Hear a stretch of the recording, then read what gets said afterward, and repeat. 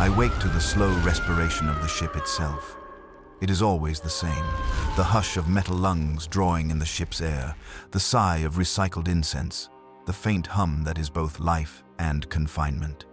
100 of us breathe together, trained to the rhythm of the auspex-clock mounted above our bunks. It tolls once a single, immaculate note, and we rise as one body. The air tastes of oil and wax and something faintly sweet, like the residue of burned myrrh. I open my mouth and exhale on the count of 4, as the Codex Cantorum prescribes. Around me the others do the same, the dormitory filled with the whisper of synchronized breath. The morning hymn begins before the mind catches up. There is no need for speech, no command. The first tenor intones the opening line, and the rest follow a cascade of voices ascending like smoke toward the ribbed ceiling of the choral cell. I feel the vibration pass through the soles of my feet into the deck plating, then into the bones of the ship itself. Every note belongs to something larger than us, a current of sound that moves like blood through the arteries of faith. We are the choir harmonious of the shrine ship canticle of light, servants of the Emperor's voice, guardians of the sacred pitch. I used to think there was no greater calling than this, to create sound so pure that even the machine spirits of the hull would pause to listen, to craft order from breath, to make harmony out of the chaos of human throats. In that precision, I believed, lay the Emperor's presence not in words, but in the perfection of unity. The chapel is a chamber of brass and bone. Candles gutter in long rows, their flames drawn sideways by the slow thrum of the ventilation ducts. The scent of tallow mixes with that of incense and dust. Each breath feels like prayer. I raise my hand, 3 fingers extended, palm toward the choir, and the final verse shivers into existence. The sopranos hold the upper register until their lips tremble. The basses anchor them in disciplined gravity. When we finish, the silence that follows is not emptiness but completion. Silence is the Emperor's applause. Father Val stands beside the altar, his silhouette thin and severe against the votive light. The old confessor does not smile, he never does, but there is satisfaction in the way he lowers his head, in the slow turn of the brass servo rosary around his wrist. The sound of its clicking beads is another kind of liturgy. The Emperor hears all voices, he says, but he favors those that do not waver. We bow. He moves among us, daubing purity seals across our brows, marking the faithful. The wax is hot enough to sting. I do not flinch. Pain steadies the tone, he says. It sharpens devotion. Our daily life follows rhythm, not time. The auspex-clock does not measure hours. It measures songs. The first hymn at the rising of the ship's lumen lights. The second during maintenance rites. The third as offering before warp translation. We eat according to pitch. Tenors are granted slightly richer portions than basses, for the mid-register must be preserved. Altos fast twice per cycle, to keep their throats lean and agile. The hierarchy of sustenance mirrors the harmony of devotion. No one questions this. When we eat, it is in silence. Words are a lesser use of the mouth. Speech is clumsy compared to song. The only permitted conversation is tonal correction, a soft hum, a comparison of resonance, a shared glance when a voice trembles on the edge of imperfection. Sometimes, when the lamps dim to gold and the younger choristers drift to sleep, I allow myself to remember the world before this one. I was born in the hive city of Tarsis Ultra, beneath cathedrals of rust. I sang in the streets for coins, my voice echoing between habstacks and steam vents. A missionary heard me once and said the Emperor had placed a gift in my throat. I believed him. When the ecclesiarchal choirmasters came, I went willingly. I thought I had been chosen for beauty. Now beauty feels like a sin I can no longer define. Faith has its own kind of hunger. It consumes sound, leaves behind stillness that feels holy. I used to believe that silence was proof of divine attention, that when the last note fades, the Emperor listens in the pause. But lately, the silence feels different, thicker, almost aware. During long warp passages, the air hums faintly. We have grown used to it, the ship's soul murmuring in its sleep. Yet sometimes, when the Vox systems flicker with static, I hear tones that do not belong to us. Dissonant intervals, a shimmer beneath the hymns. Like something distant is singing back. I tell myself it is imagination, fatigue, the echo of old songs in the skull. But the more I listen, the less I can dismiss it. The first time I notice it clearly, we are mid-service. The litany of ascendant breath. The sound begins as a tremor underfoot, not a vibration, but a pulse that feels almost alive. The pitch slides upward until it hovers just above the threshold of hearing, a thin filament of sound that winds between our voices. None of the others react. Their eyes remain closed, mouths open in perfect unity. But I hear it. A note without source, threading through the hymn like a serpent of light. I lose the beat for half a second, only half. And Father Val's eyes flick toward me. It is enough. The whip of his gaze cuts deeper than reprimand. After the service, he will make me kneel before the altar and repeat the second breath for an hour, until my lungs ache. Discipline is mercy, he says. The Emperor despises hesitation. I obey. Yet, even as I sing my penance, the strange overtone lingers. Later, alone in the choral cell, I press my ear to the floor. The hum is there, faint, fluctuating, almost melodic. I trace its rhythm with my fingers, feeling the minute vibrations travel through the metal. It reminds me of laughter, not joyous laughter, nor cruel, something deeper, intimate, the sound of pleasure unbound by reason.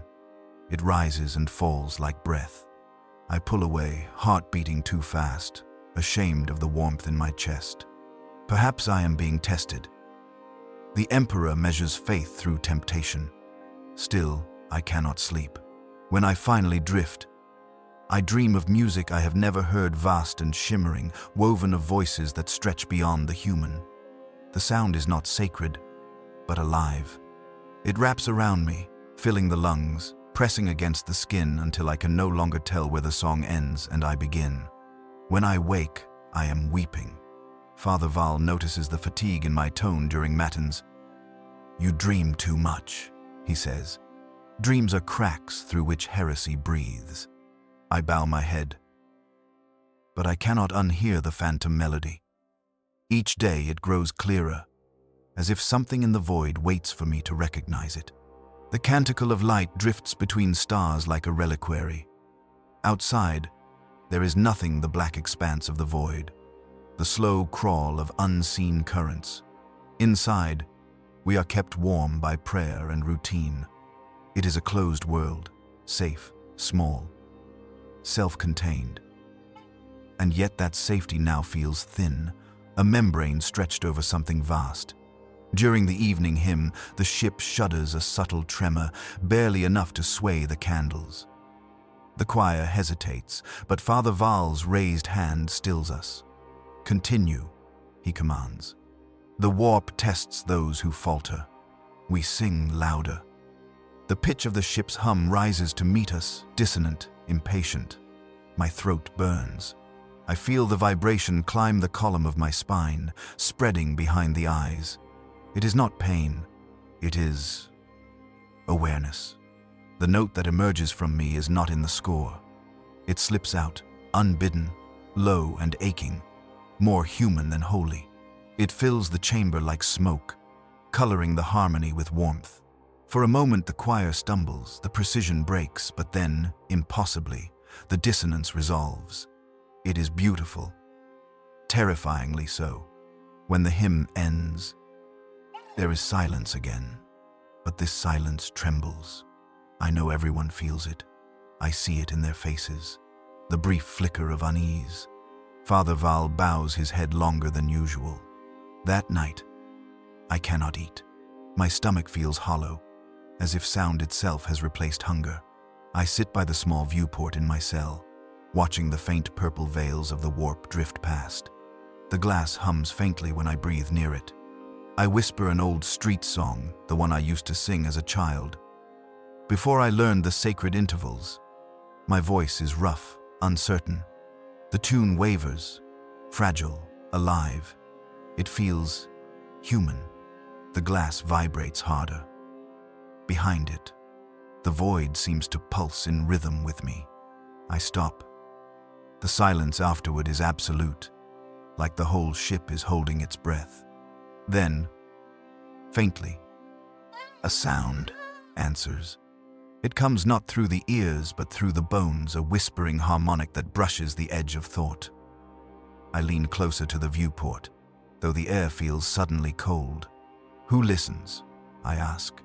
No reply. Just that knowing silence again, thick as oil. I draw back, press a hand to my throat, and realize my voice is trembling. The skin beneath my fingers feels too warm. The beat of my pulse is not in time with the auspex clock. When I sleep, I dream again not of the Emperor's light, but of a vast cathedral woven of sound and color. Every wall sings, every breath echoes, forever. And in the center, a shape of radiant grace watches me, its mouth moving without words. I try to fall to my knees to pray, but the ground beneath me hums like a living instrument, and the sound that leaves my lips is not praise, it is longing. I wake, gasping, the taste of ash on my tongue. The auspex clock tolls. Morning again. Routine calls. I rise, wash my face, and lead the choir as always. My voice is steady, pure. Father Val nods in approval. Yet somewhere behind the sacred chords, a faint undertone lingers, warm, inviting, alive. The others do not hear it, but I do. And I am beginning to listen. I wake to a note held longer than breath should allow. At first I think it is the residue of a dream, a thread of sound caught between sleep and the auspex clock's single chime. But the note does not fade with waking. It hangs in the air above our bunks like a line drawn across the lungs. When I inhale, it tightens. When I exhale, it shivers. The lamps come up in the dormitory, pale and reverent. We rise as one. The morning ablutions proceed in ritual order. Rinse, swallow, anoint the throat with blessed oil, touch the sign of the aquila, where the voice meets the rib. The taste of the oil is metallic and faintly sweet. I have swallowed it every day for years and never noticed sweetness until now. I tell myself the note is a machine spirit's hum. We assemble in the chapel. Candlelight wavers in the ventilation draft, flames bowing toward the altar like kneeling supplicants. Father Val stands with his back to us, head tilted as if listening to something far away. His vox reader's needle quivers, then settles. Without turning, he raises one hand, summoning the first chord. The choir inhales together. The sound that leaves us is pristine. It should erase doubt as cleanly as the first sunrise. Yet beneath it, I hear the thread again. An overtone neither sharp nor flat, sliding like a blade not meant for cutting but for the promise of it. The hymn we sing is a fortress built from intervals so stable that even the warp must pause before its walls. The fortress trembles. None of the novices flinch. They have learned not to feel. But I have been in this choir long enough to know the difference between a flaw and a visitation. The note is not ours. It is not a failure. It is a presence. I keep the rhythm. I keep my mouth shaped to purity. I do not look at Father Val. I do not look at the saints whose holo icons burn in pale blue along the chapel's side aisles. I do not let my eyes fall to the vox grill at the base of the altar, though I feel, in my chest, the suggestion of breath beyond it. When the hymn ends, the silence that follows is not applause. It is a question. We bow. Father Val turns at last. His lined face is the face of a man who has spent his life disciplining air. The skull microphone mounted at his jaw tilts as he studies us. Again, he says. We sing again. The hum rises to meet us. It is thinner this time, but closer. On the second stanza, the sopranos waver. On the third, the basses overcompensate and drag the tempo like netted fish. I signal with 2 fingers for restraint, breath held on the 7th count, release on the 8th. We return to the measure. We pretend control. After Vespers, Father Val keeps me behind. "You are listening to something that is not your master," he says without accusation. "It is worse than anger. It is diagnosis. I am listening to echo, Father. Echo is obedience." He studies my throat as if he could examine faith through the skin. What else? The ship hums louder. The ship is old. We are often in the warp. Hum grows there like mold. Clean it with prayer. I do. I say, do more. He anoints my brow with cold ash. All voices are doors. Close yours. It is not until the 3rd day that the distortion shows itself plainly. We are between systems, the warp veins extended like the ribs of a lantern. The ship moves through colors that do not admit names. The candles burn lower than usual, the wicks drowning in their own fat. The air tastes stale, as if used words have been recirculating too long. I sense the others' fatigue in how they stand, in how they avoid leaning against pillars for fear of leaving human shape on holy metal. We are partway through the litany of vigilant stillness when the chapel's lumen strips flicker. The sound drops out of the room the way light drops from a dream. Sudden, absurd, shameful. We hold our mouths open like fish. The silence is not blessed. It is the silence of a hand laid across a throat. Then sound returns, but not ours. It enters through the bones, through the deck, through the brass ribs of the nave. A slow undulation that presses rather than vibrates. It makes the candle's flames lean. It makes the incense smoke fold upon itself and gather into restless knots. A few novices gasp and are silent by instinct, trained to hide weakness from the ear of the God Emperor. We wait for Father Val to signal continue. He does not move. I am about to draw breath on my own, to brave the first note like a candle relit in a storm when the hum modulates. It becomes a phrase. It is not a phrase in any language I know. It is a phrase as in a gesture, sound shaped by intention. It strokes the interior of the chapel like a hand across a polished instrument. Every pillar answers with a harmonic. The vox grill at the altar breathes. The deck warms underfoot, as if a power line has carried a secret too long and decided to confess it. Father Val makes the sign of the Aquila so quickly his sleeve leaves a smear of oil in the air. "Hold," he whispers. The skull mic hisses, translating nothing into nothing. We hold. I try to think of doctrine. I try to think of purity, of order. But my thinking has always been attached to sound, and the sound before us is like a path through an unlit city, lit not by lamps but by the certainty that something waits. The phrase opens. The candles gutter. The lumen strips blink to black. The locker latches along the side aisles rattle as if something inside them is restless. We look up in the same breath, 24 trained throats drawing air together as one. The nave doors do not open. The nave doors are still. The air opens.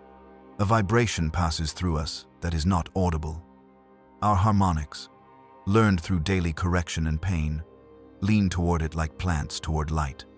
I feel my tongue loosen, my teeth ache. The cartilage of my ears try to remember a shape human bodies forgot. It is not frightening. It is the relief of an ache one has never admitted to bearing. I hear the first scream as if from another floor. It has none of our discipline.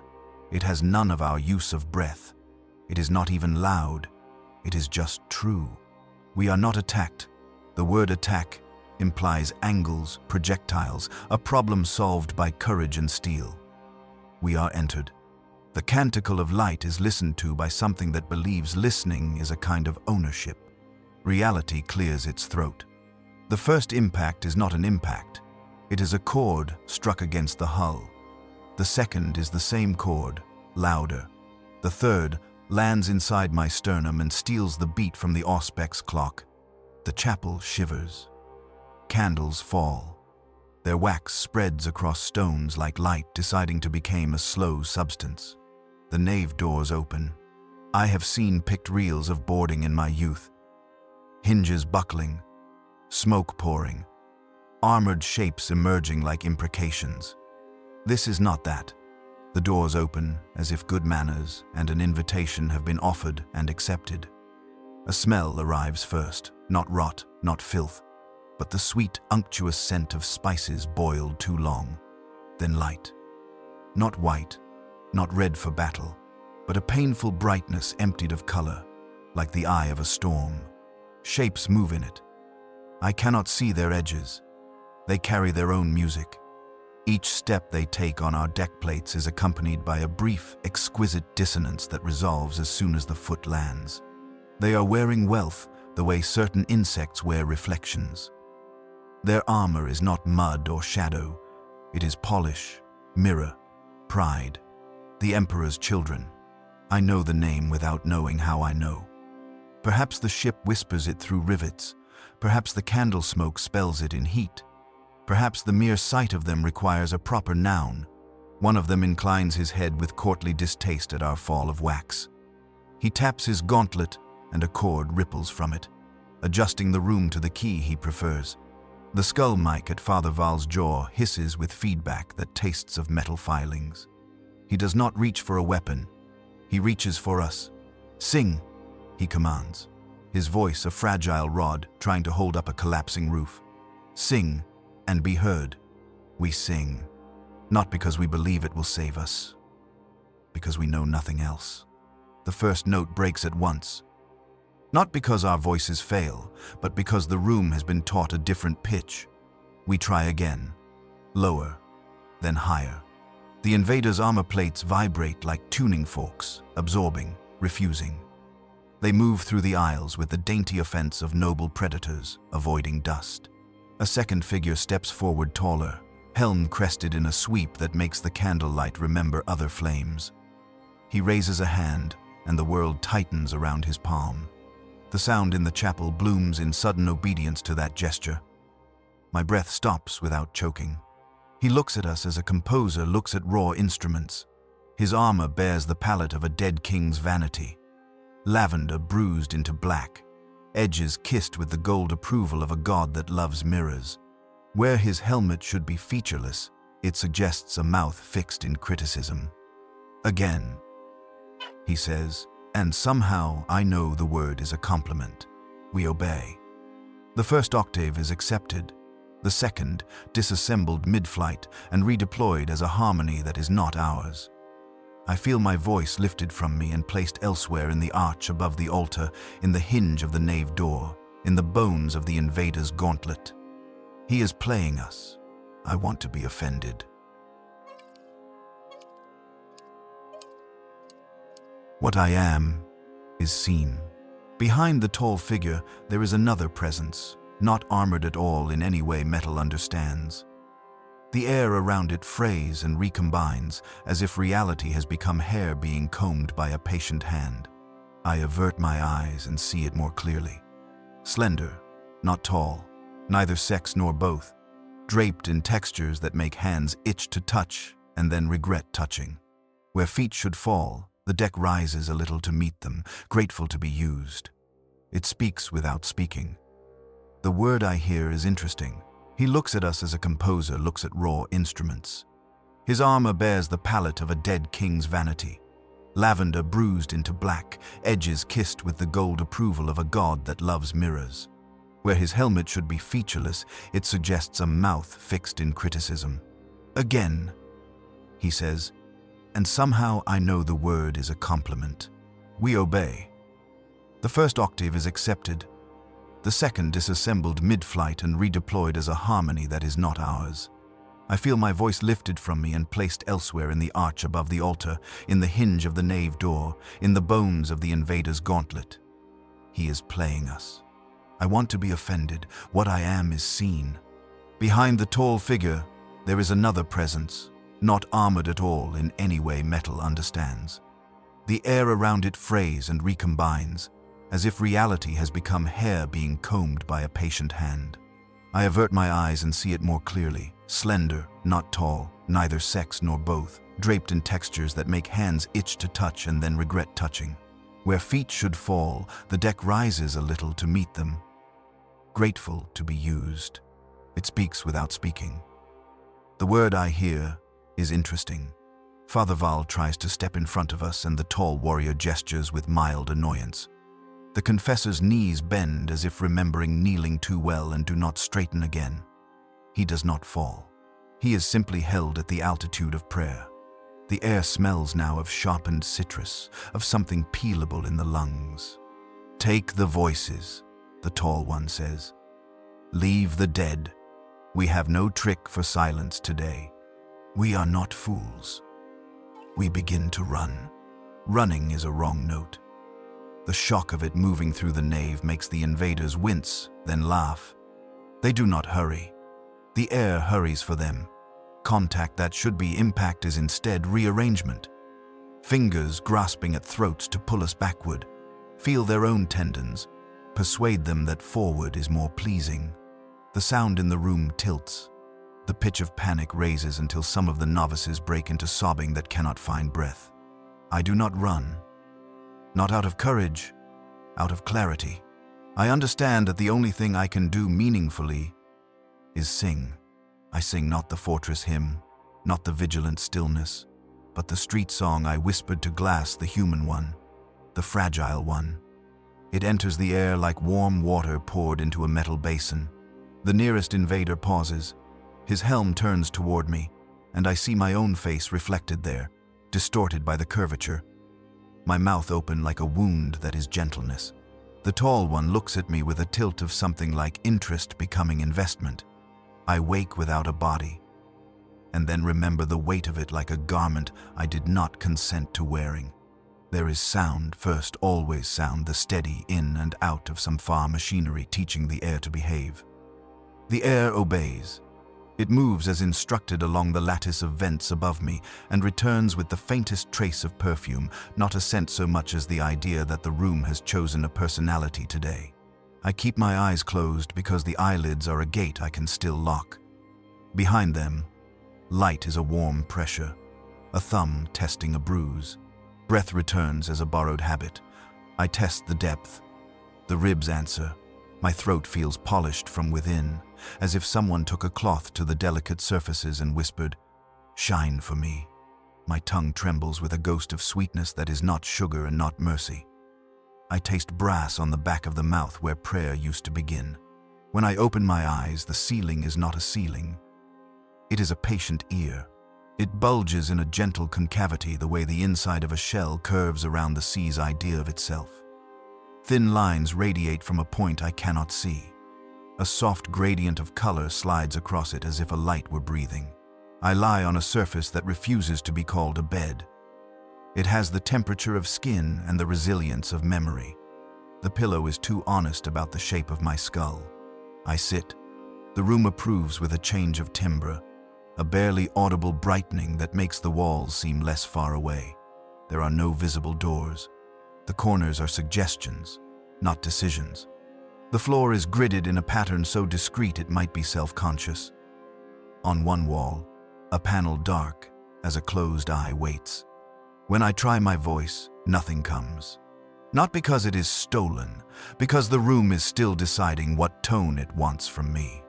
I swallow and feel the swallow travel. I try again. A note emerges, thin at first, then warming as if exposed to sunlight. It hovers in the air at the height of my throat and refuses to rise. I hum under it, then over, testing the boundaries. They shift politely to accommodate me. I feel ridiculous, and then I feel seen. I think, I have woken in an instrument, and the instrument is kind. "Good morning," says no person and many. The voice is neither male nor female, and never settles where attention can pin it. It seems to choose a spot behind my left ear, then changes its mind mid-syllable and decides the floor would be more forgiving. "Where am I?" I ask, because the human mouth must play at questions even when answers are unfashionable. "You are in a chamber," the voice replies. Amused by my insistence on nouns, it echoes. I remember a hall, a man named Aurelio, a presence that spoke without lips. How clever, the room says in perfect deadpan delight, and the panel on the wall opens without moving. A rectangle of darkness becomes invitation, and then hallway, and then a different room entirely held at a distance by the insistence of here.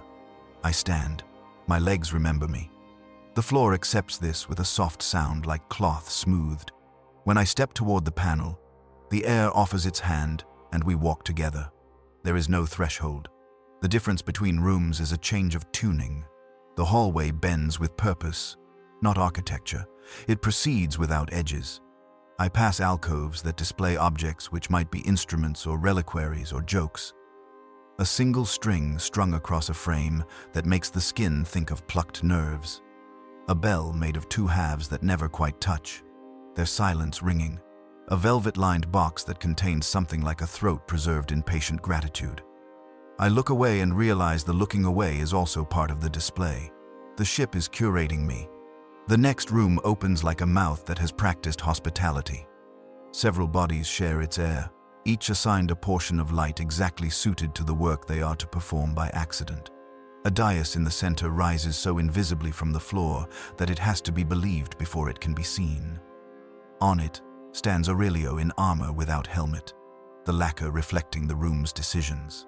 Beside him, less to one side than to a different interpretation of side, the not-armored presence waits, hooded and precise. Around the dais, there are people, not prisoners, not guests. The words do not survive contact. They are arranged, some standing at attention with their throats bandaged in translucent gels, some lying on reclined seats whose angles flatter their breathing, some kneeling as if about to drink, though no vessel awaits their mouths. They wear garments that are almost identical, even when they are not, softer than habit, tighter than modesty, color chosen to make the idea of color blush. I recognize two of them, the novice who sobbed in the chapel and was turned to tremulo, the alto whose spine was red like notation. They do not look at me with fear. Their eyes are full of concentration, like students who have discovered literature is food. Aurelio notices me as if I have just reached the measure he expected. He smiles, that smile which understands generosity has teeth. I told you he would come when the note released him. He says, not to me, to the room perhaps, or to the hooded presence, who inclines its head the way a candle bows to a draught it admires. He gestures to the dais. Come here. I go as one goes to a lectern, to an altar, to the place where a throat is exposed in trust that the blade is a metaphor. The platform welcomes my weight with pleasure that has learned discretion. I expect restraint. None arrives. Freedom is the flattery used in this court. What is this chamber? I ask. I cannot help questions. They bark in the mind even after they are leashed. The place where echo is taught to confess, Aurelio says. His voice is unarmored without his helm, the bare metal of someone who has learned to tune sincerity until it breaks into a purer lie. He gestures to the hooded figure. Our director of resonances prefers to call it a salon. I call it my workroom. The ship calls it home. The not-armored presence inclines, the hood drawing aside just enough to reveal the idea of cheekbone. Chamber is good. Chambers can be hearts. Aurelio's smile does not change. He holds in his hand an object that could be a baton or a blade, which means it is neither, which means it is both. He points with it, and the air obeys.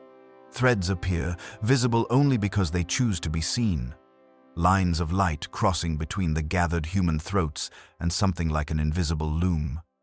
My own throat aches in recognition of pattern. We will test, Aurelio says. We will measure what in you wishes to live, and what in you can be convinced to make better use of its time.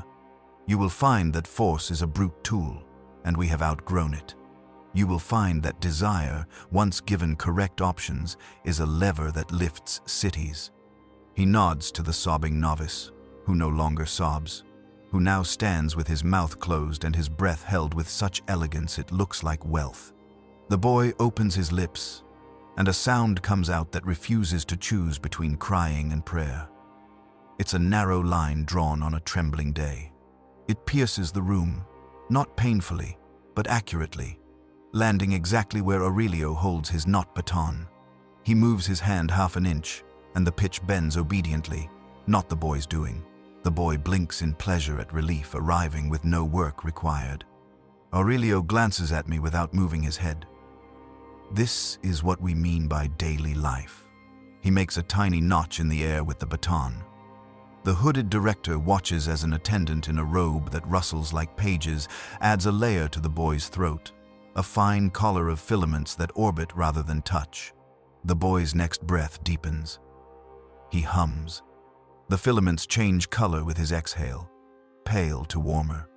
The room brightens in sympathy. Pain? Aurelio asks, not as concern but as survey. The boy shakes his head with conviction. The attendant notes something invisible on something that has no page. It is better to call it pressure, the director murmurs. Its voice is a ribbon there and gone. Pain speaks too loudly of cause. Pressure suggests a choice to continue. I understand then what the tests will be. Not endurance. Agreement. My body will be offered options until it selects the one it already wanted, and my faith will be named the obstacle it never admitted being. The next person called is the alto with the spine red like verse. She steps forward without invitation, drawn by something unteachable. Aurelio gestures above her head, and the air produces a crown of tones that settle like bees. When she sings, the crown spins. The room applauds by thickening the floor under her feet. The director turns their hood toward me. "And you," it says softly. "You will be precious because you can hear the edges. We will see if you can listen to them without trying to file them down into obedience." I want to refuse. Refusal rises in the throat like a familiar song. It does not enter the air. I feel it stall as if encountering a kindly hand. Not a hand that grips, a hand that convinces. Aurelio raises the baton toward me. I feel the tiniest adjustment at the base of the skull, where the neck meets history. The room's light leans. The walls hush. Even the attendants' robes pause their soft reading. He is not forcing. He is tuning. "Your street song," he says, almost kindly. The first bar, slowly. I sing. It comes ashamed at first, like a bird flown into a cathedral misreading the ceiling for sky. The first cycle trembles. The second finds the step and dares to put weight upon it. Halfway through the third repetition, I feel the floor gather under my heels and the ceiling bend its ear more gravity toward me. I am being accompanied by architecture. Aurelio makes a small correction you would not see unless you were raised by correction. His baton moving the distance between a truth confessed too early and one invited to a later hour. The note climbs not in pitch but in self-respect. Breath returns to me as a resource I did not know I owned. "Good," he says, and the word is warm as a hand closing around a cold cup. He moves the baton down by the barest fraction, and I feel my throat resist and soften at once. The sound burrows rather than ascends. It discovers space under the floor. I feel an old bench from childhood, damp wood, a woman's hand steadying me when I tried to leap downstairs. I want to thank a ghost. The room records the gratitude and repays it as resonance. "Better," says the director. Their voice is the texture of velvet pressed in a single direction. He opens to the undervoice. "Again," Aurelio says. "And this time, listen to what the room does with your last breath." I obey. I am surprised at my eagerness to be told how to do the thing I thought I knew. Obedience, dressed properly, is a luxury. I reach the last breath and find it waiting, ready to be sent. I try to give it away. The room catches it as if it were a coin, and I were a child entrusted with tithes. The breath does not end. It becomes a line that continues without me. It threads itself through the woven light and hangs like a simple banner, honest and impossible. The banner flutters though there is no wind. There, Aurelio whispers, not to me, but to the problem he loves to solve. There he is. He lowers the baton. The line remains for a few seconds longer, long enough to prove it did not need us, long enough to make addiction a thing that happens in the heart rather than in the tongue. When it finally dissipates, it leaves behind not silence, but a plan. I do not fall. I do not weep. I stand breathing exactly as I have been taught to breathe and understand that my faith, which once made rooms obedient, will now be used as canvas rather than master. The tests proceed. No one is hurt in a way that produces pity. The room has no patience for pity. It prefers management. One by one, the choir is unmade and remade into smaller, truer instruments. A bass reassigned the job of being floor. A mezzo taught to be a hinge on which a door swings without noise. The sobbing novice tuned precisely to be the suggestion of tears and not the tears themselves. Every voice is granted a dignity it did not earn when faith was the only criterion. When Aurelio grows bored, the director resumes with a finer brush. They bring me to a smaller chamber nested inside the larger, a room inside a thought. It is lined with panels that look like folded cloth and sound like patience. They ask me to sit. I sit. They do not come near, and yet every word they utter arrives at the inside of my ear. Tell me, they say. What sound made you faithful? Not who, not when. What sound? I think of the shrine ship, the brass, the breathing, Father Val's rosary clicking like small apologies offered to heaven. But the first sound is older, and the truth is rude. The clatter of market tins in a high valley, the rattle that meant coins, the rhythm that meant eating tonight. My own foot tapping to keep the courage near. My mother laughing once behind her hand before she learned it wasn't dignified. My child voice finding the space in the noise and blooming there without permission. I tell them this. They do not make notes. The room remembers for them. Good, they say. We will not take that. We will dress it. They ask me then to breathe without purpose. The panels dim as if to give the breath privacy. I let air in. I let it out. I think of nothing because nothing arrives obediently when asked to be thought of. In the pale light, the director's head tilts, listening for whether my ribs are honest. I despise that I want to please them. I do it anyway. The room approves. The approval is a tiny shift in temperature behind my knees. Again, they say, and then, hold. I hold. Release. I release. We do this until the breath becomes as interesting as language. Only then do they ask for tone. It begins at a pitch lower than any hymn allowed. It is the sound a throat makes when the body wants to sleep, but the mind kneels by the bed and bargains. It changes color with each inhalation until I can taste the color. It is not a sin. It is a substance poured into a mold etched with flowers I remember from a church that wasn't ours. The director raises their head. The hood reveals just enough of the suggestion of a smile to make flattery feel clever.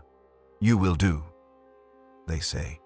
And then, as if a casual kindness, and you will enjoy doing. I should be ashamed. I should declare that enjoyment is a trap hung with pearls. I should cling to the absence that was once my pride. Instead, I nod as one nods to water after desert. When I am allowed to leave the small chamber, the larger one is full not of people but of the sense that people have just left.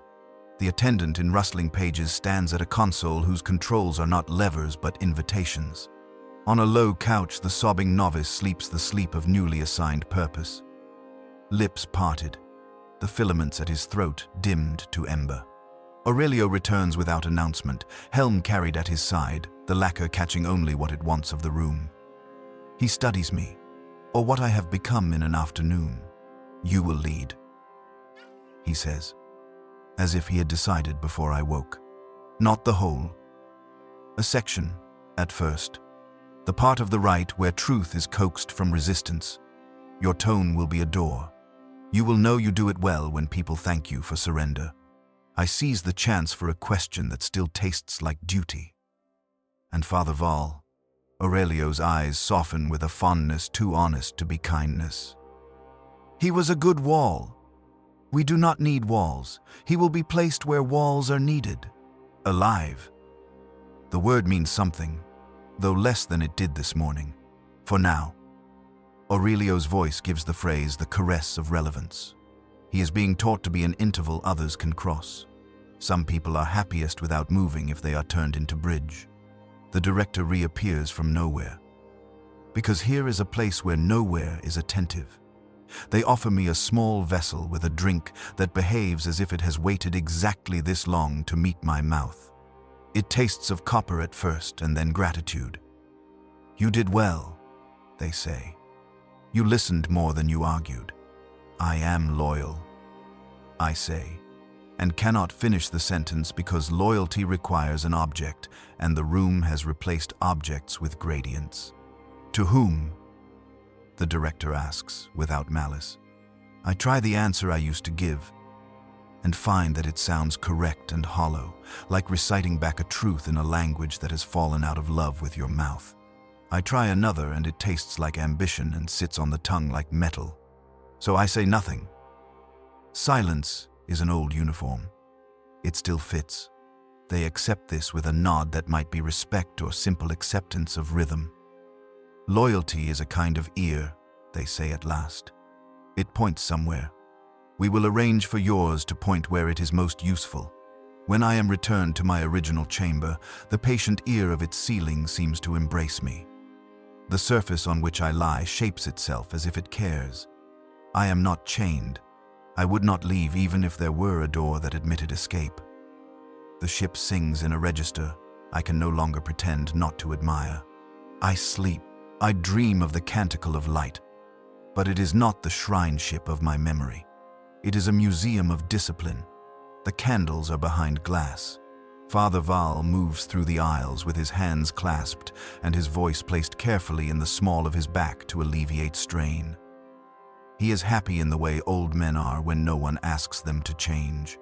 He sees me and begins to speak, and I cannot hear him because the glass remembers it is sand and rustles with its old sea. When I wake, the room has learned a new scent. Something like the rind of an orange expressed over flame until it crackles. The wall panel opens at once, a courtesy, and I know the day will continue its quiet work on me. There is no schedule posted. There is rhythm. The auspex-clock from the shrine ship exists here as a pulse you only notice when it stumbles to allow pleasure to pass. I walk back to the chamber. Simply walking changes me. The hallways vibrate with approaches before I name them. The ship does not squeeze. It persuades. In the chamber, Aurelio amounts to mourning. The director, to counsel. The attendants, to a bureaucracy of sensation. I am saturated in attention, and find I thrive. The work becomes daily. We practice call and response with rooms. We test the distance at which a human breath can be heard if the listener loves it. We train the novices to hold silence without making it an accusation. We tune sorrow into usefulness and trim joy to suit the architecture. There is laughter, sometimes not cruel, not kind, but resonant. The sound of people who hear their own voices and are pleased by their shape. I do not think of the emperor when I sing. I think of alignment. I think of the moment when resistance realizes it can rest and decides to call that rest devotion. I think of a note held longer than breath should allow, and how the world bends to help it last, because the world wants to be generous when someone finally asks it correctly. At the end of what passes for day, Aurelio asks me to remain. He stands with his back to me, helm under his arm, looking up at nothing in particular. In that posture, he resembles the saints I used to love, men caught by a light they did not summon. When he speaks, he does not turn. You begin to hear the shape of us, he says. Not merely our music, our shape. Is there a difference? A melody can be performed by the unfaithful, he says. Shape requires belief. And what is belief here? That a room is happiest when it is being used for enchantment. He turns then, his eyes bright as lacquer, and that people are rooms. I nod because the nod fits the sentence and feels like a good suit. He smiles and dismisses me with a tilt of the baton without lifting it. I leave without turning my back to him, the courtesy one gives to a stage, not a man.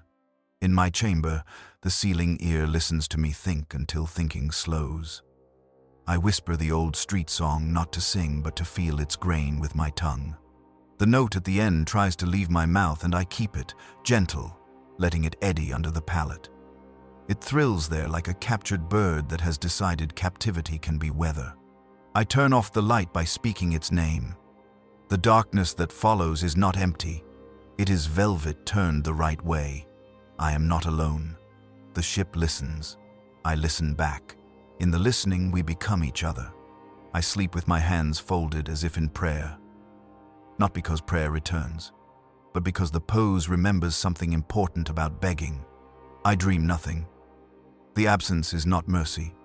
It is space set aside for later music. In the morning, before the chamber wakes me, I whisper into the pillow, "The Emperor protects." The words sound like a child's superstition. I say them again, slower, tasting their intervals. They are not a fortress anymore. They are a key. I breathe in. I breathe out. The breath does not end. It becomes the smallest note, and the room catches it, holds it between us like an object to be admired from all angles.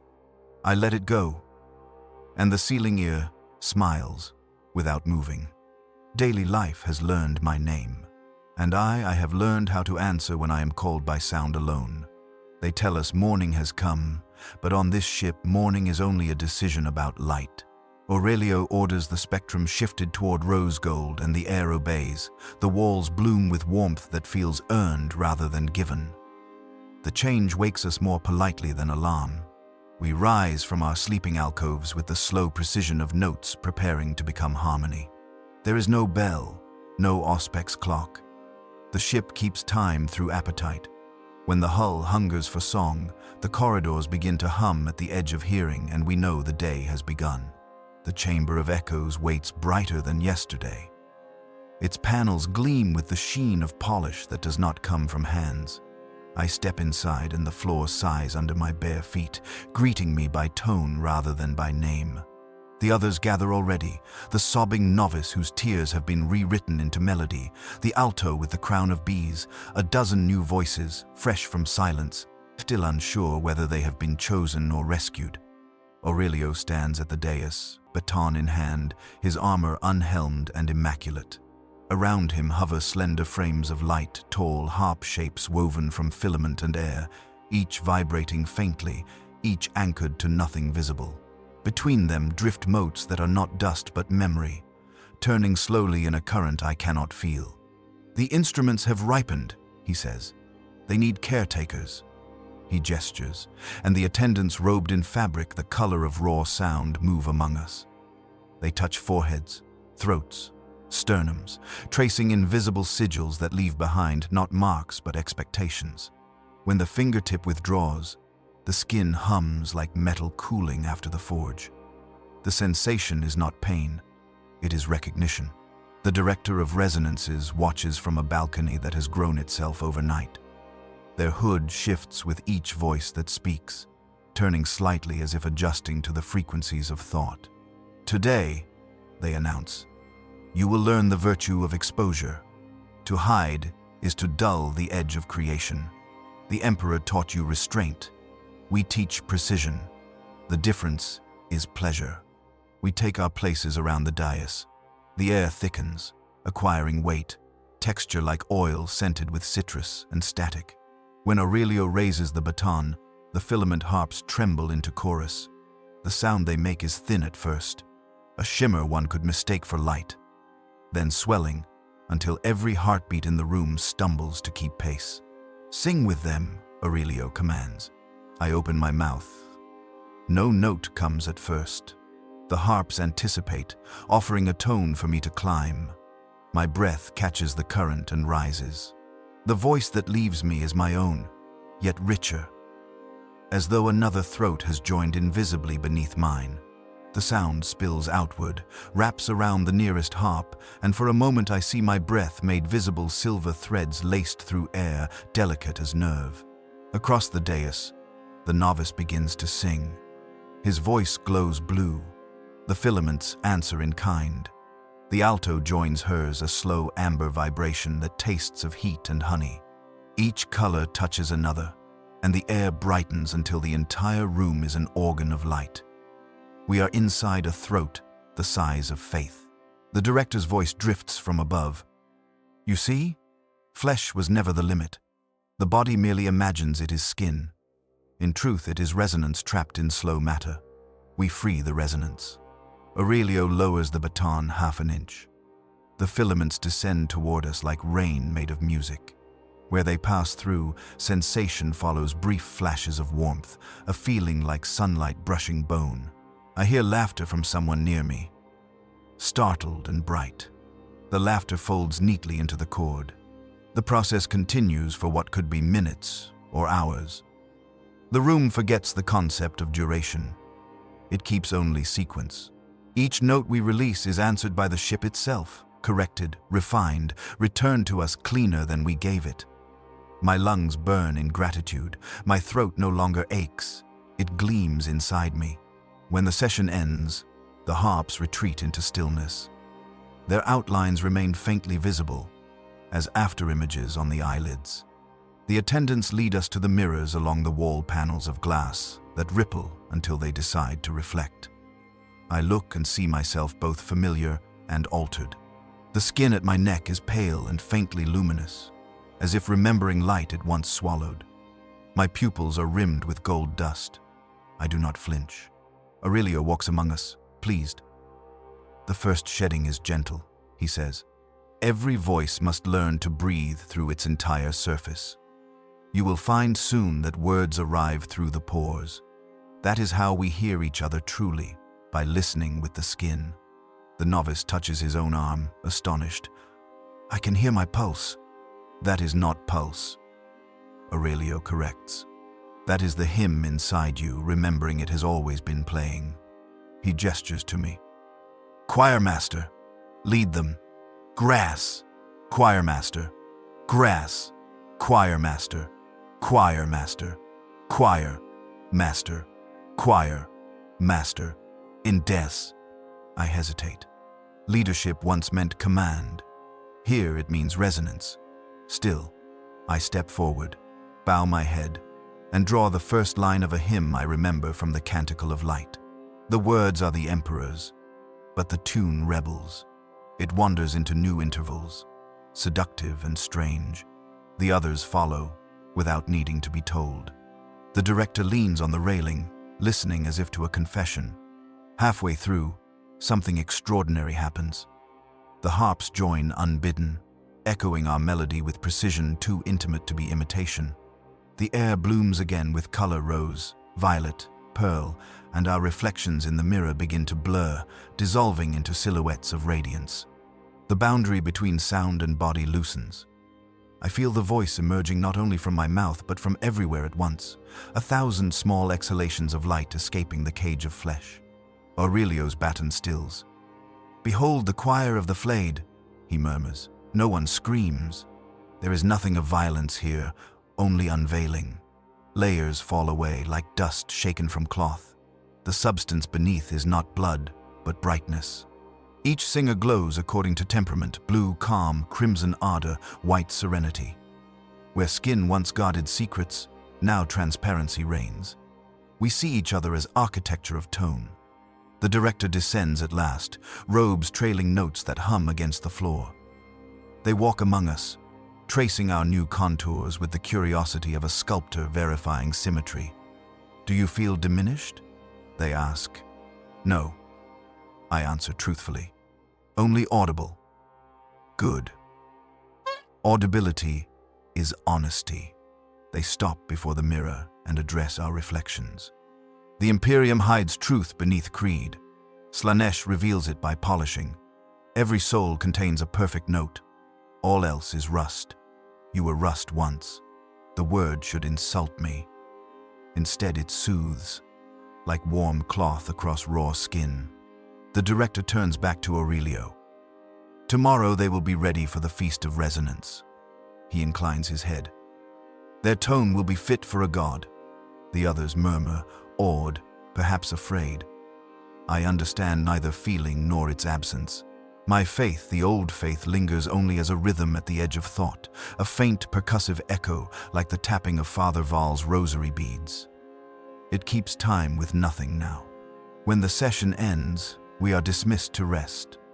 The corridors guide us gently toward our alcoves, their walls whispering encouragements in frequencies too low for shame. I pass the novice, who walks as if carrying a candle within his ribs. He catches my glance and smiles, and the air between us hums approval. In my cell, the ceiling ear greets me with a new tone, lower, more intimate. I hum back and feel the pitch align until we are indistinguishable. The light dims at the precise moment my eyelids decide to close. When I wake again, I do not know whether hours or centuries have passed. Time here is rehearsal. The chamber calls, and we answer. Today, the harps are gone. In their place stands a single, immense construct of mirrored panels, arranged in the shape of an open hand.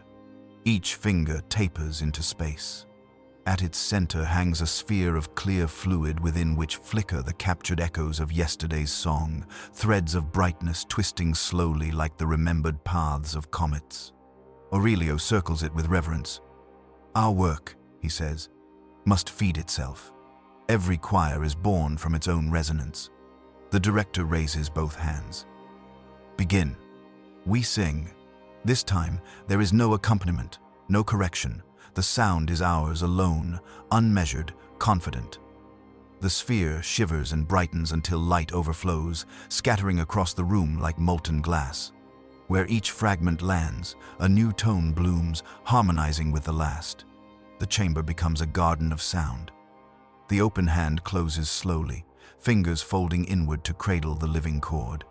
For a moment I see something within the sphere, a shape, vast and patient, listening through us rather than to us. It is neither god nor daemon as I imagined. It is hunger taught to admire itself. The sight fills me with awe too complete for fear. The sphere dissolves. The light rushes outward, passes through us, leaves us trembling but unburned. The director's voice arrives softly. The skin of faith has fallen.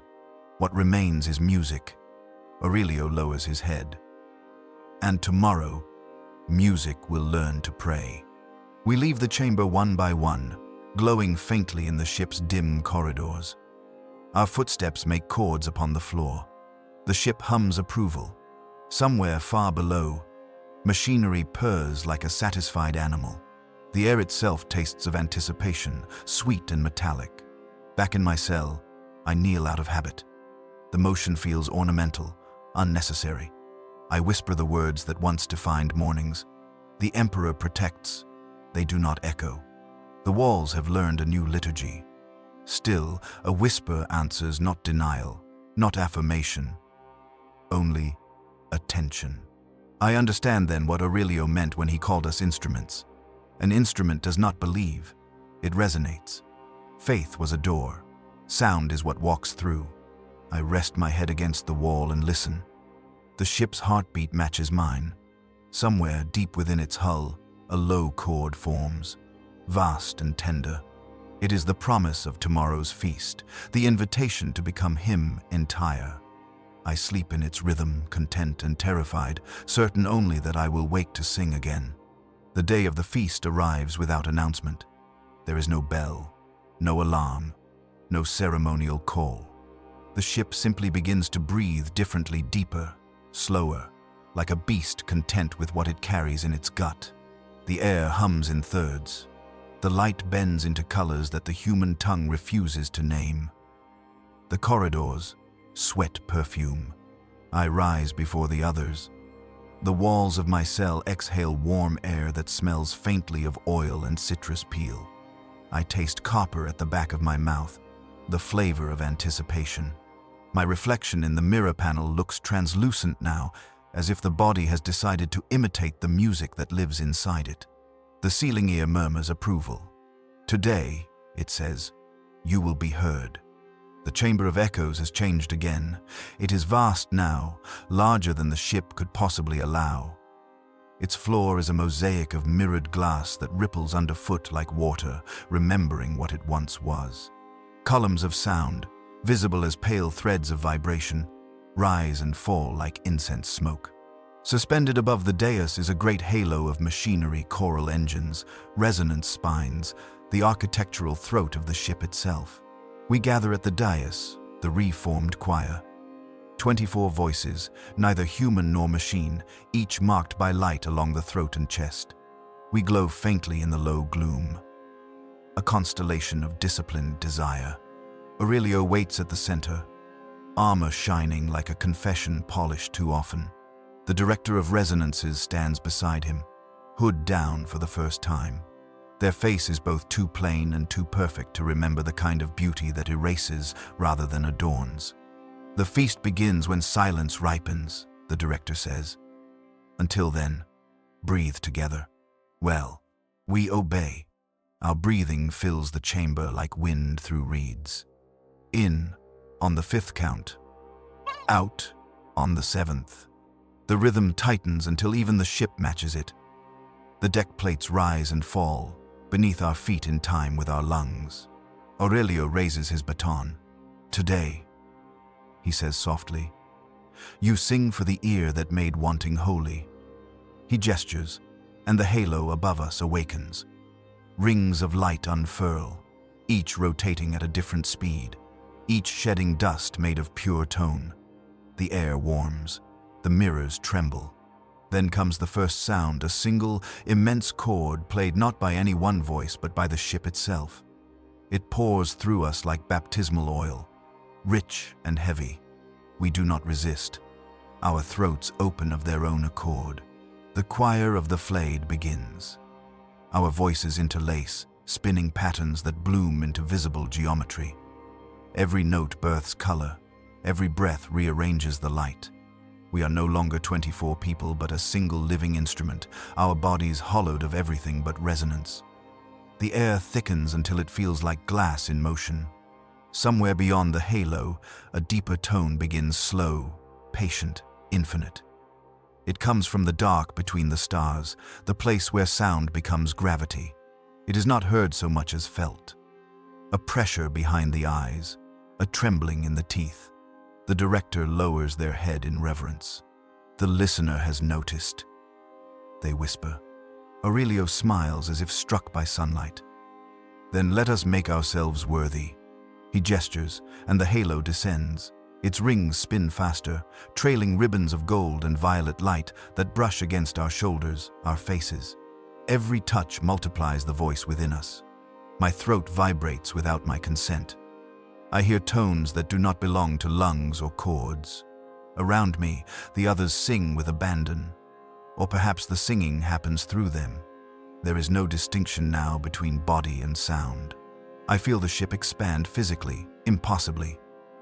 The walls pull away until we stand within a cathedral of light, the hull dissolved into aurora. I glimpse worlds through the haze, desert moons, gas giants, dying suns, each pulsing faintly in time with our rhythm. The universe itself seems to lean closer, as if remembering a forgotten hymn. We reach the climax, the apex of breath. Aurelio gives the signal.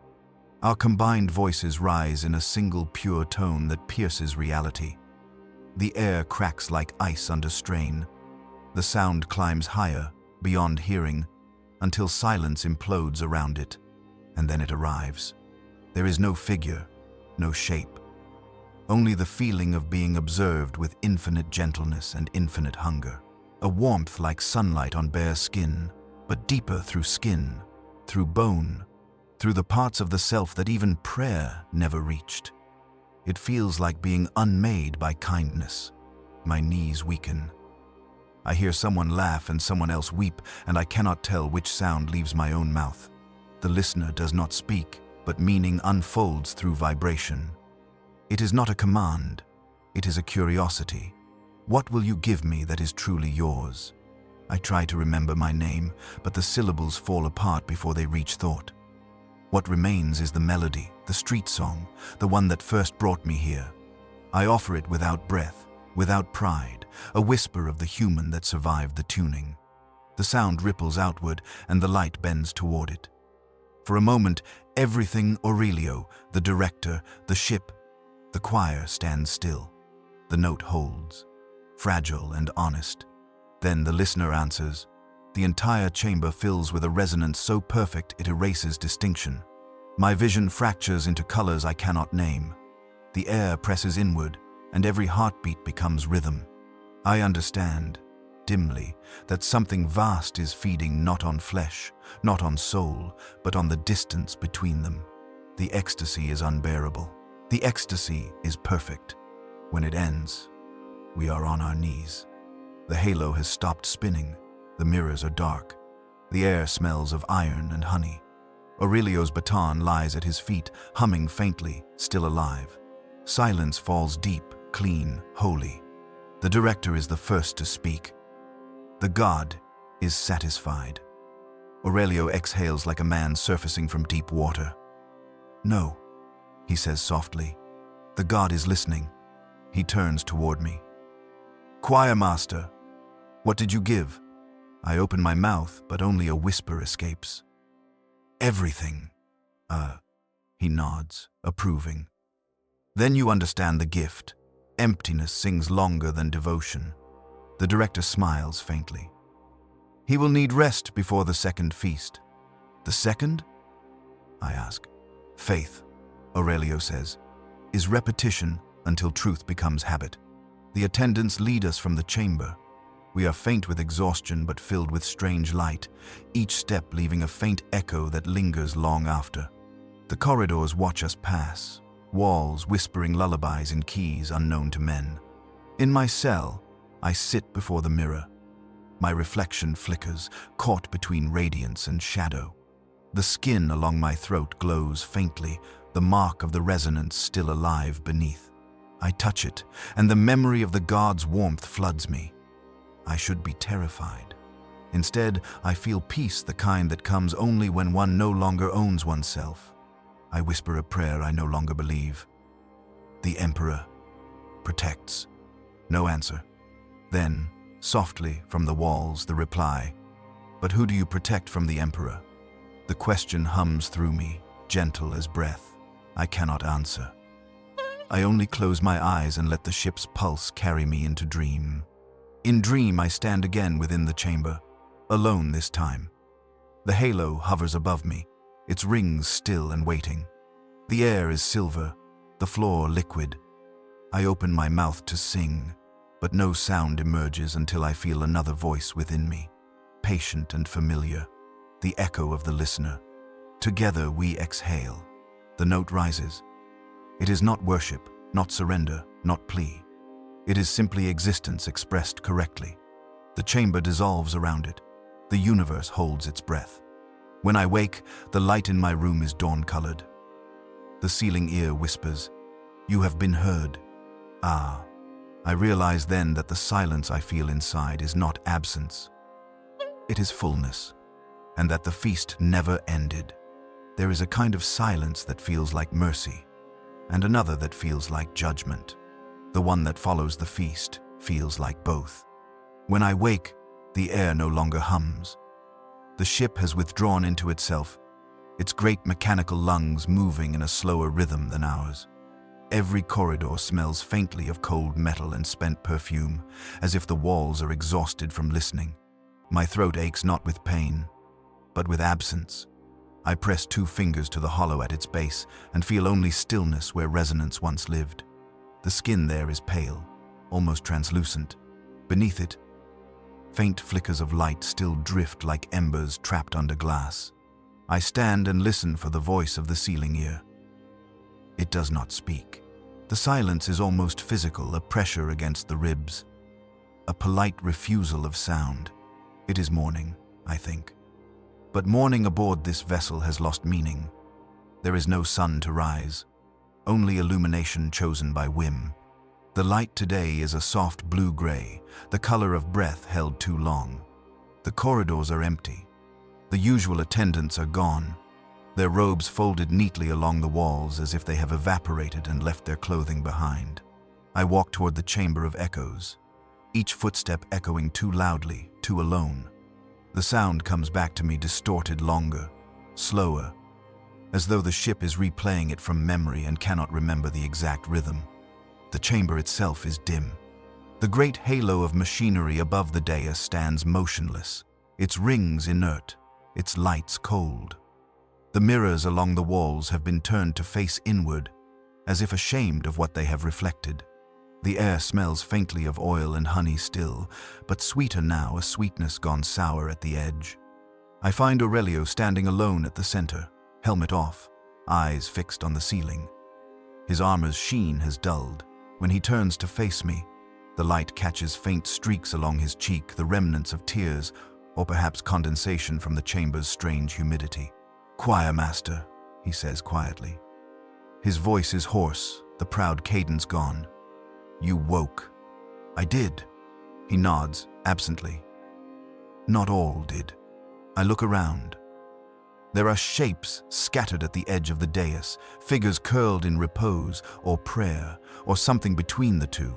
Their skin shines faintly, as if coated in the same glaze that once lit our throats. None move. Are they dead? Aurelio hesitates. No, not precisely. They are, resting in the spaces between. He kneels beside one of them, the sobbing novice. I realize, his face serene, his lips parted slightly as if still mid-song. The faintest hum emanates from his chest, a tone so low it trembles rather than sounds. "They are still singing," Aurelio murmurs. "Just not for us." He stands again, smoothing invisible dust from his armor. The listener does not return every day. After the feast, we are meant to endure the quiet, to prove we can still worship without the gift. "Worship what?" I ask. He looks at me with something like pity. The absence itself, the silence that follows the note, is the truest test of devotion. The words make sense, and yet they don't. They ring hollow, like a hymn sung in an empty hall. I remember the feeling of that presence, the warmth, the attention, the terrible gentleness, and something in me aches for it. Not desire, exactly, but dependence. I realize how quiet the universe truly is without it. Aurelio gestures toward the far side of the chamber. The director is in meditation. They asked not to be disturbed. "You may go to your quarters, or stay, if you prefer." I stay. He leaves through a side passage. Footsteps swallowed instantly by the hush. For a long while I stand alone in the vast stillness, staring up at the dead halo. I can almost hear the echoes of yesterday's song still vibrating through the metal, fading millimeter by millimeter into entropy. The silence thickens. I begin to hum softly, aimlessly, a low note just to keep the air alive. The sound feels wrong in this place now, like a voice speaking in a temple after the god has gone. I stop. In the emptiness that follows, a thought occurs to me. Perhaps the god never leaves. Perhaps it waits to see who dares to speak first. Later, in my quarters, I find a single object resting on my bed. A tuning fork. Polished, perfect, silent. A gift, or a reminder. I strike it against the wall. The sound is pure, too pure.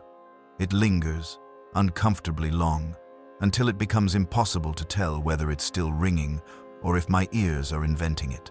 When I finally set it down, the silence that follows is unbearable. I whisper a fragment of the old street song to fill the void. The words stumble, forgotten syllables replaced by sighs. The melody is there, but wrong, warped by habit. My voice trembles, and the pitch breaks halfway through. The tuning fork hums again of its own accord, correcting me. I don't remember touching it. The sound it gives back is beautiful, perfect, cold. I do not sing again that night. The next day, if it is day, I wake to find the corridors flickering with faint static light. The ship is restless, whispering to itself in distant mechanical tones. I pass other singers moving like ghosts, eyes distant, lips muttering fragments of song as if reciting prayers in sleep. Some smile when they see me, others flinch and hurry away. Their voices, when they speak, sound hollow, like words remembered by someone else. I return to the chamber. Aurelio is not there. The director sits cross-legged upon the dais, head bowed, hands resting on their knees. The hood hides their face completely. I approach quietly. "Director," I say. They do not answer. The air near them vibrates faintly, though their body does not move. I realize, with a strange chill, that they are humming internally, not through mouth or throat, but through the bones themselves. The sound is everywhere and nowhere, a vibration that passes through the ship's metal and into my own skeleton. I kneel a few paces away and listen. The tone is steady, unwavering. It feels like a boundary holding back something immense, a seal against madness or revelation. I do not know which. After a while, I join in. My hum aligns with theirs. The vibration between us sharpens, focuses, harmonizes. For an instant, I feel balance, perfect and terrible, like the moment before a glass shatters from its own frequency. Then the director speaks, without opening their mouth. "Do you hear it?" I hear something. "The silence is not absence," they say. "It is potential. Everything that is yet unsung." They raise their head. The hood falls back, revealing a face illuminated from within, eyes like faint candlelight behind frosted glass. "Do you understand what we serve?" "I thought I did." "You thought it was beauty," they murmur. "But beauty is only the symptom. What we serve is hunger not for flesh nor soul, but for perfection that cannot exist. We feed it by trying, forever." Their voice fades. "When you cannot bear the silence, it means you have begun to starve. See." They stand and leave me there, their footsteps making no sound at all. Hours pass, or days. The ship drifts. The lights dim to nothing and then brighten again without pattern. No music plays through the vox. The air grows thick with dust made of light. The other singers stop speaking entirely. They move like sleepwalkers, driven by invisible rhythm. I try to pray, but the words of the old faith have become foreign in my mouth. The emperor protects the phrase, feels childish now, like a song sung to a wall. Still, I whisper it. The sound goes nowhere. At last, in desperation, I whisper the new name, Slaanesh. The word leaves my lips like a wound healing backward. At once, warmth floods the room. The silence fractures not with noise, but with awareness. Something listens. I feel its attention brush against me like a fingertip along the spine. It does not speak, but I understand. It is not asking for worship. It is waiting for sound. I breathe in and sing softly. Almost a whisper, the smallest fragment of tone. The note hovers, trembles, then multiplies. The walls join. The air joins. Even my heartbeat joins, until I am surrounded by the sound of myself reflected endlessly. For a moment I am back in the feast. For a moment I am whole. Then the sound fades again, leaving only quiet. But this quiet is no longer empty. It is alive. It watches. It breathes. I return to my cell. The tuning fork still rests on the bed. I lift it again, this time not to strike it, but to listen closely. There is a vibration deep within it, inaudible yet felt. A heartbeat of metal. A promise. I hold it to my chest. It feels like company. That night, I dream of the canticle of light. The shrine ship floats in endless void, its hull cracked but still singing. Inside, Father Val stands at the altar, leading the old hymn. His voice is thin but steady. I join him, and for a moment I almost believe we are saved. But then I see that the candles around him are burning with violet flame, and his rosary beads glow like small suns. When he turns to face me, his eyes are full of sound. I wake weeping. The tuning fork lies on the floor beside the bed, humming faintly. The hum matches my heartbeat exactly. Silence, I have learned, is not the absence of voice. It is the moment when voice realizes it is being listened to by something that never needed words. I am beginning to think that faith itself was always a form of noise, a way to distract ourselves from the listener's patience. Now, in the long quiet after the feast, I can finally hear what lies beneath belief. It is not mercy. It is not cruelty. It is attention vast, endless, gentle and hungry. And though it frightens me, I find comfort in knowing it never truly leaves. I close my eyes, place the tuning fork against my throat, and let the silence press closer, until I can almost feel it singing me back. The silence has a heartbeat now. At first I thought it was mine. Now I am less certain. Each night it grows louder, pulsing through the hull, through my walls, through me. It is not a sound but a pressure, a thrum that aligns bone and thought until they agree on a single rhythm. When I breathe, the air responds, not echoing, but anticipating, as if waiting for its cue. Sleep is no longer rest. It is rehearsal. I dream in scales. I wake with melody in my blood. When I touch the walls, they vibrate faintly beneath my fingertips, repeating the pulse like a child humming a parent's song. The ship is teaching itself to breathe as we do, or perhaps it is teaching us to breathe as it does. I no longer know which began the lesson. The tuning fork still lies on my table, its polished surface catching the pale shiplight. It has not moved since I last used it, yet the air around it shimmers faintly, as if sound leaks from it even in stillness. I lift it, hold it to my ear, and listen. There is no note, only the suggestion of one. A hum too deep for hearing, too patient for time. It feels alive.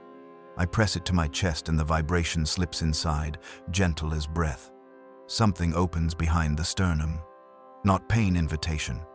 When I return to the chamber, I find Aurelio already there. He stands without armor now, clad in robes of dull violet that absorb rather than reflect the light. His face looks younger, though it bears no joy. The director waits beside him, hood drawn low. The halo of machinery above us is gone. In its place hangs something new, a single sphere of pale glass, suspended by nothing, filled with slow-turning mist. Aurelio greets me with a nod. "Choir master, it is time." "For what?" I ask. "For the quiet to learn to sing." He gestures to the sphere. The listener gave it to us after the feast. It is neither instrument nor idol. It is the echo of a prayer that was answered before it was spoken. We will teach it to speak our names. The director's voice is a whisper of silk. "It requires a vessel." Aurelio looks at me. "You are ready." I want to ask what they mean, but the question withers before leaving my lips. I already know. I have known since the first day I felt my throat resonate without will. They approach me together, the priest and the maestro, each carrying part of a truth. The director's hand lifts, 2 fingers extended. A trace of light follows the gesture, settling over my throat. It feels like warmth after winter. "Do you trust the sound?" they ask. "Yes." "Then breathe." I obey. The air rushes in, thick as honey, slow as devotion. The sound that leaves me is low and perfect, a single sustained tone that fills the chamber like water poured into a vessel.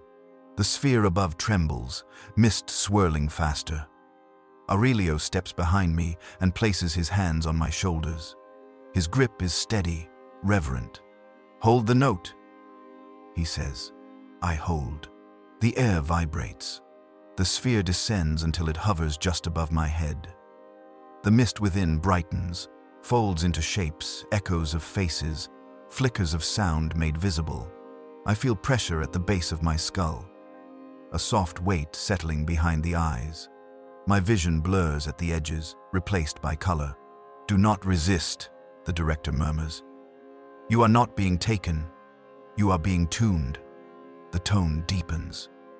I feel my chest expand beyond its own cage, ribs widening, breath becoming light. The sound passes through me instead of from me. The chamber around us joins the harmony, walls, floor, ceiling, all vibrating at once, alive with sympathy. Aurelio's voice cuts through, calm and clear. "Do you hear it?" "Yes." "What do you hear?" "Everything." He smiles.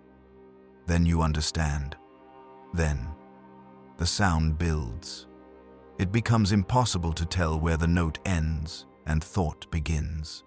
I can feel the music crawling through the bones, winding up the spine, spreading through the skull until my mind hums with it.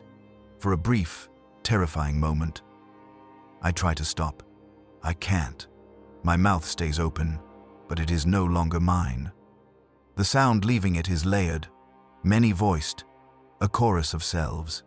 The room glows brighter, the sphere above pulsing in time with the rhythm of my lungs. Its mist clears, revealing within it not light, but reflection, my reflection, singing back at me from inside the glass. The director whispers something, a phrase I cannot hear, and the tone changes. It splits, then folds inward, like two mirrors facing each other, creating infinite depth.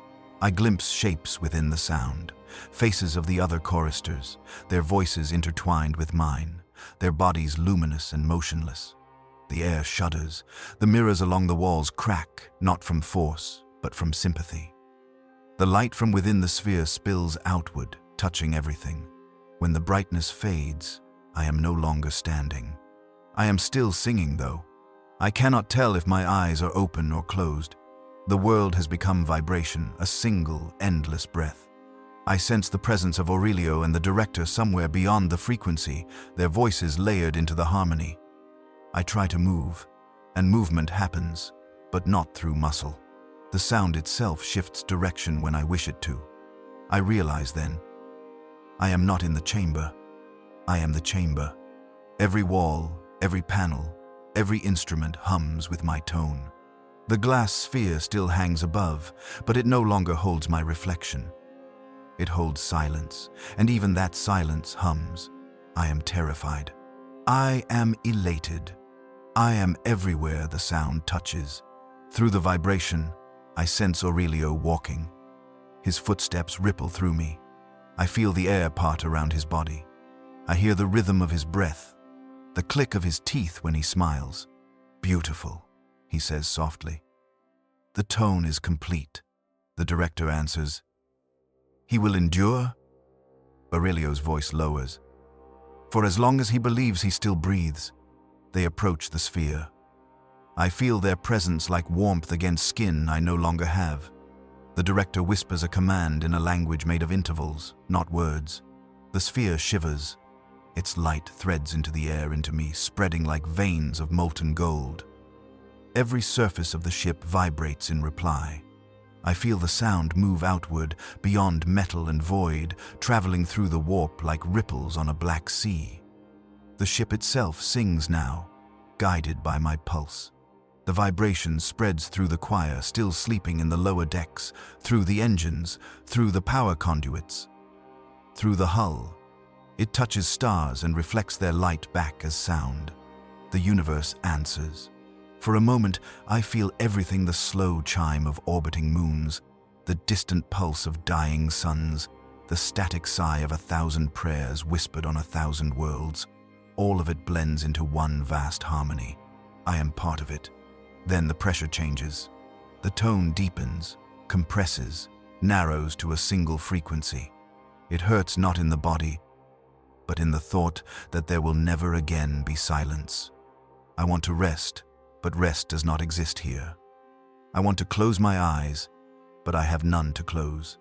The sound keeps going, self-sustaining, eternal. This is worship. This is eternity.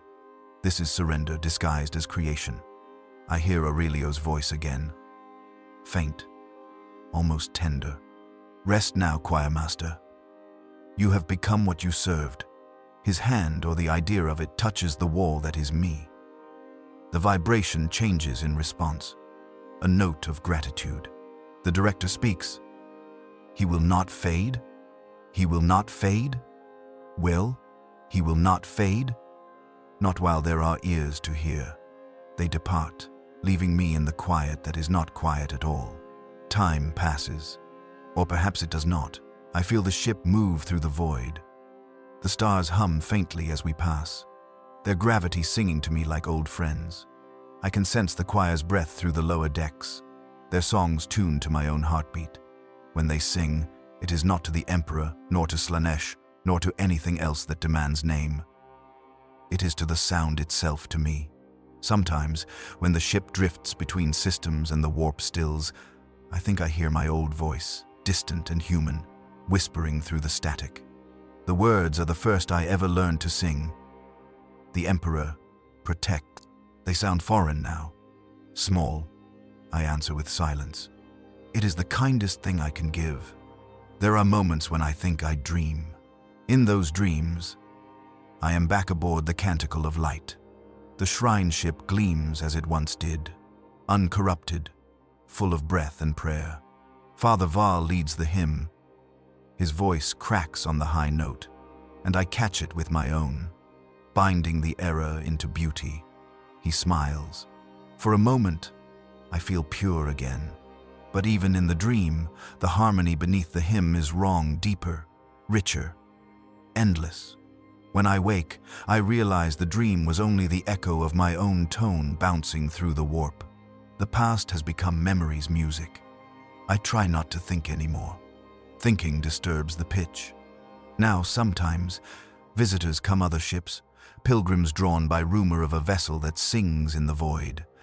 They dock, board, and wander my halls, awed by the living sound.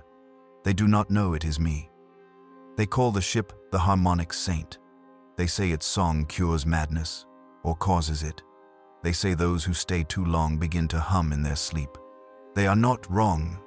When they leave, I listen to the sound of their departing engines and weave their frequency into my own. Nothing leaves entirely. Everything that touches me becomes part of the chord. I have stopped asking what will become of me. I have become already. The silence between notes is gone now. The song is unbroken, eternal, alive, and somewhere within it faint. Human, stubborn, a small part of me still remembers breath. It wonders, sometimes, what would happen if the song ever truly ended. Would I die? Or would the universe die with me? I do not know. I only know that the listener still listens, and I still sing. Always. There is stillness now. Not silence. Exactly that word has become too small for what remains but stillness. A calm so deep it seems to lean forward, listening to itself. The ship no longer hums as it once did. The tone has softened, settled into something like breathing after long song. In the quiet, I can almost hear the shape of time again. I think I am smaller than I was. That thought does not frighten me. It feels natural, as if the long labor of being alive has reached a pause. I drift between waking and echo. Sometimes I am the sound that fills the vessel, sometimes I am the one listening. Both states feel the same now. The others still move through the corridors. I can sense them, faint pulses of light, slow and patient, each carrying a fragment of the old choir's tone. They do not speak anymore, but their steps match rhythm. They remember how to live as music even without rehearsal. I am proud of them, though pride is a memory, not a choice. Occasionally I feel Aurelio pass near. His presence is a bright chord that wavers at the edges, unsure whether it still belongs to matter or faith. He has stopped giving commands. He walks the length of the ship and hums under his breath, guiding the resonance by instinct. I think he believes I listen. And he is right. I will always listen. The director remains somewhere deep below, where the engines keep their secret harmonies. I can feel their work, small adjustments, a tightening of frequency. The quiet care of a craftsman tending a beloved instrument. They do not speak to me directly anymore, yet their attention is constant. It comforts me, the way a tuning fork comforts the string that has forgotten its pitch. The ship has begun to wander. There are no coordinates now, no destination. We drift through uncharted dark, following currents that seem to choose us. Stars come and go, tiny, fragile sparks glimpsed between long stretches of nothing. Once, I believed that nothing was empty. Now, I know it hums. Every piece of void has its tone. Every silence hides a chord, too slow for hearing. At times, the ship crosses debris fields, remnants of old wars, bones of vessels that never learned to listen. When our song touches them, they answer. The metal sings for a moment, and then the fragments scatter back into quiet. I think we give them peace. I remember peace. It used to mean absence of struggle. Now, it means understanding the purpose of the struggle. Memory fades strangely here.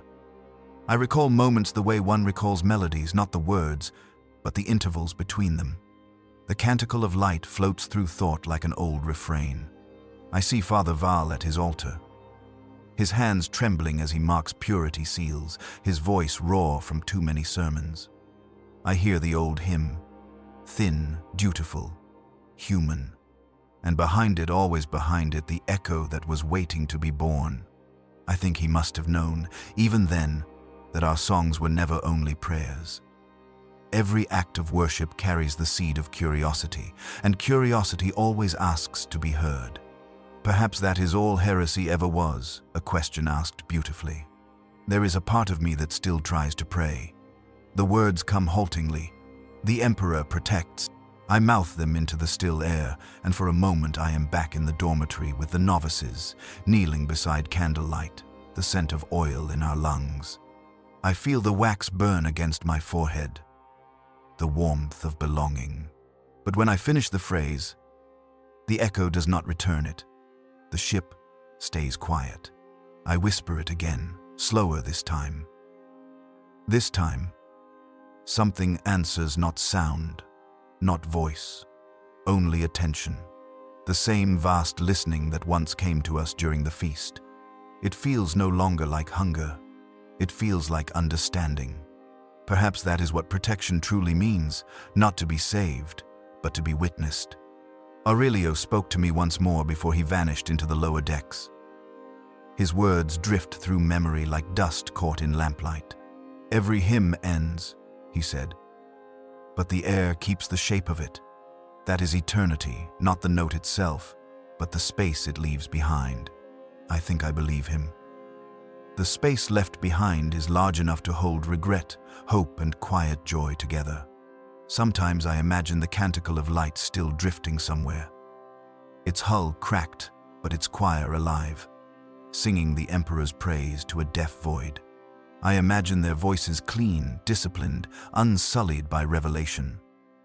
I wonder if their faith keeps them warm, or if the warmth itself becomes their test. Either way, they are singing. Either way, the universe is listening. Perhaps that is enough. I have begun to fade from the ship's timbre. The resonance now runs smoother without my interference. My tone has been absorbed, flattened, spread thin across every plate and corridor. It is not death. It is distribution. The sound that was I has become weather inside the vessel. When the younger choristers breathe, I feel it as breeze. When the ship shifts course, I feel it as heartbeat. I am not gone. I am woven. I think that is what all worship seeks, not reward, not salvation, but dissolution into something worth dissolving for. The stars outside pulse faintly in rhythm. The ship matches them, then overtakes them, our vibration becoming theirs. For the first time since memory began, I cannot tell if the song is mine or the universe's. There is no difference now. I try one last time to speak my own name. The sound collapses halfway through, turning into a breath that feels like gratitude. That, too, feels right. I look inward and see the last fragment of voice still flickering at the core, small, human, persistent. I leave it there. It deserves to survive as witness. Let some part of me remember how the first note felt when it was still mortal. The rest belongs to the quiet. Light dims. The ship slows. Somewhere, deep in its structure, a final chord resolves itself and lingers. It is not triumphant, it is content. I listen until even listening becomes rest. When the stillness deepens beyond measure, I think I hear Father Val again, whispering through the centuries of resonance. The Emperor protects. And for the first time, I answer honestly, not aloud, but in the space between breath and thought. I think he only listens,